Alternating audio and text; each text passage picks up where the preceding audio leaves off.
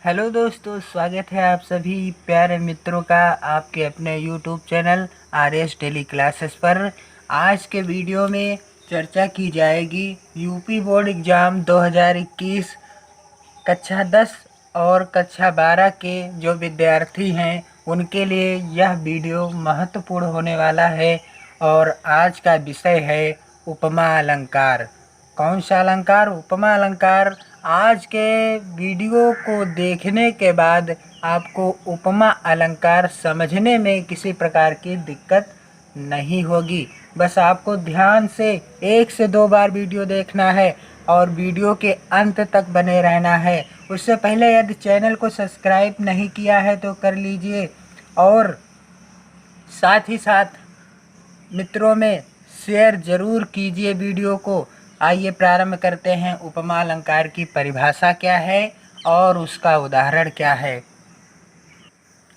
उपमा अलंकार जो कि आपकी यूपी बोर्ड परीक्षा कक्षा 10 के जो विद्यार्थी हैं और कक्षा 12 के जो विद्यार्थी हैं उनकी परीक्षाओं में प्रश्न आता है। उपमा अलंकार की परिभाषा लिखिए और उसका उदाहरण लिखिए। तो आइए देखते हैं परिभाषा क्या है। आप हेडिंग डालेंगे उपमा अलंकार। उपमा अलंकार हेडिंग डालने के बाद आप हेडिंग डालेंगे परिभाषा। जी हाँ, परिभाषा। जहाँ किसी व्यक्ति या वस्तु का उत्कर्ष दिखाने के लिए किसी समान धर्म के आधार पर उसकी समानता उत्कृष्ट लोक प्रसिद्ध व्यक्ति या वस्तु के साथ दिखाई जाती है, वहाँ उपमा अलंकार होता है। कहने का तात्पर्य है जहाँ किसी व्यक्ति या वस्तु की समानता किसी प्रसिद्ध व्यक्ति या वस्तु से की जाए, वहाँ पर उपमा अलंकार होता है। आइए व्यवहारिक जीवन में देख लीजिए। व्यवहारिक जीवन में क्या होता है। मान लीजिए ये 2 पेन आपके पास हैं और इस पेन की समानता यदि इससे की जाए, इस दूसरे पेन से की जाए, कलम से की जाए, तो यहाँ पर उपमा अलंकार है।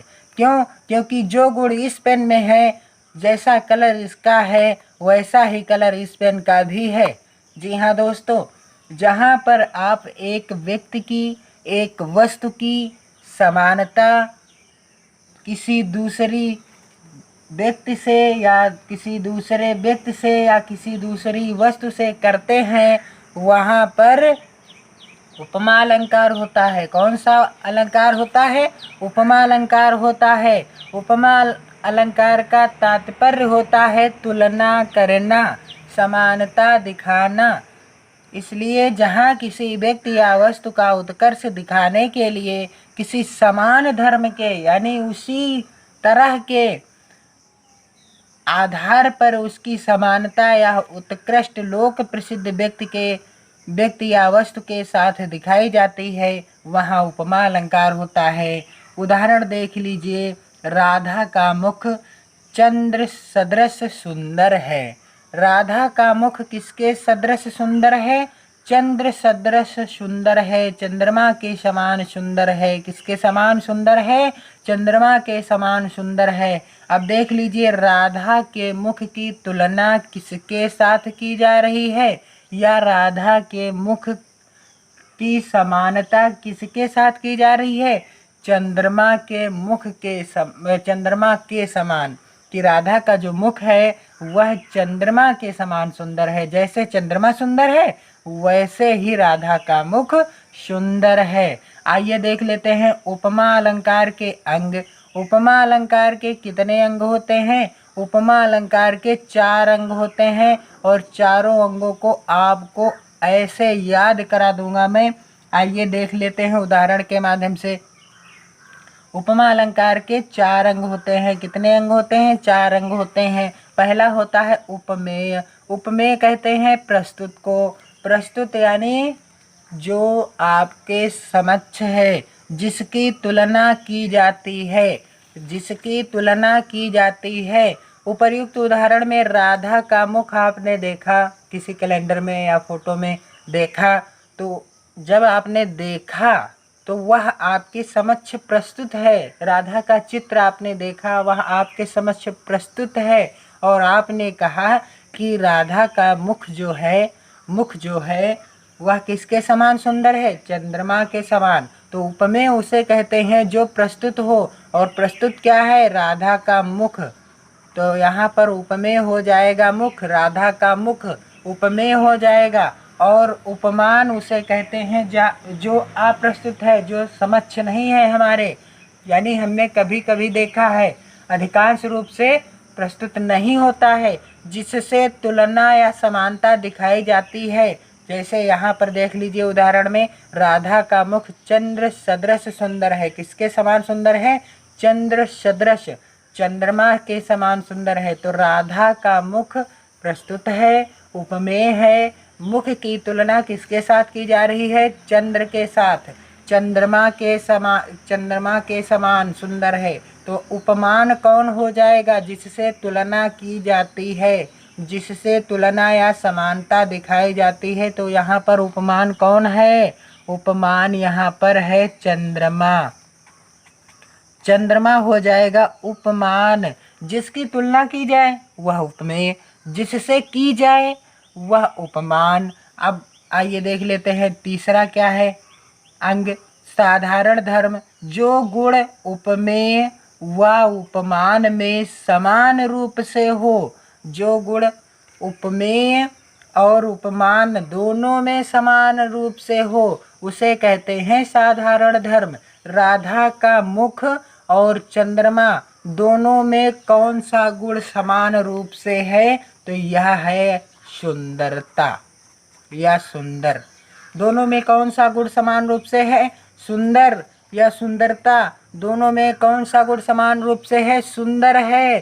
तो राधा के मुख और चंद्रमा में कौन सा गुण समान रूप से है? सुंदर है। राधा का मुख भी सुंदर है और चंद्रमा भी सुंदर है। जो दोनों में हो वही होता है साधारण धर्म। अगला है चौथा अंग, क्या है? वाचक शब्द कहते हैं चौथे अंग को। वाचक शब्द किसे कहते हैं?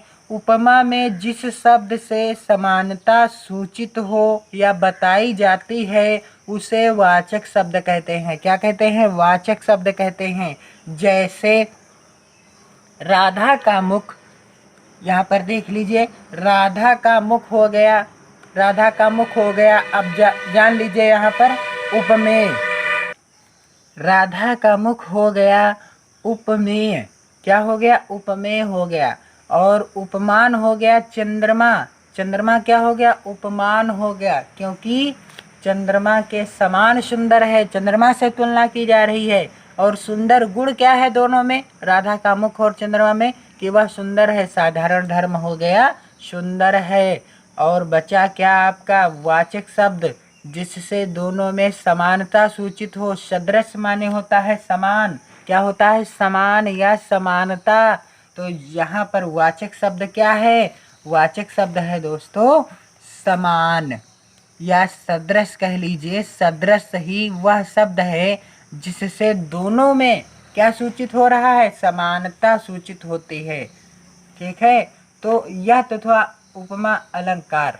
कौन सा अलंकार? उपमा अलंकार। जहाँ किसी व्यक्ति या वस्तु की किसी दूसरे व्यक्ति या वस्तु से तुलना या समानता की जाए वहाँ उपमा अलंकार होता है। दोस्तों 1 से 2 बार वीडियो देखिए, इसको इसी तरह से लिख लीजिए जिस तरह से मैंने लिखा है, इसी तरह से आप लिख लीजिए। और 2 से 3 बार जब आप लिखेंगे आपको याद हो जाएगा। दोस्तों वीडियो कैसा लगा ज़रूर बताएं कमेंट के माध्यम से, और अधिक से अधिक मित्रों में शेयर कीजिए। बहुत बहुत धन्यवाद।